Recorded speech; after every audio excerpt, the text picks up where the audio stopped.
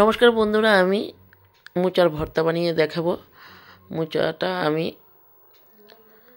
এই ভালো করে খোসা ছাড়িয়ে আমি সবগুলি বের করে নিলাম। জল দিয়ে ভালো করে 2-3 বার ধুয়ে ভিতরে যে একটা সাদা সুতোর মতো একটা অংশ থাকে বের করে নিলাম।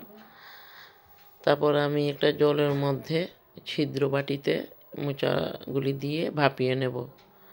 উল্টে পাল্টে ভাপিয়ে নিয়ে তারপর আমি মোচাটাকে ছুরি দিয়ে কেটে মিক্সিতে ব্লেন্ড করে নেব।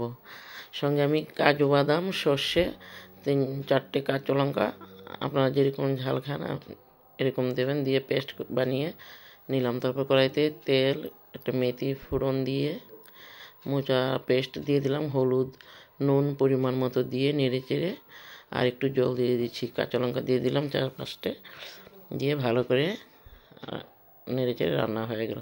দারুণ টেস্ট হয়, আপনারাও ট্রাই করবেন।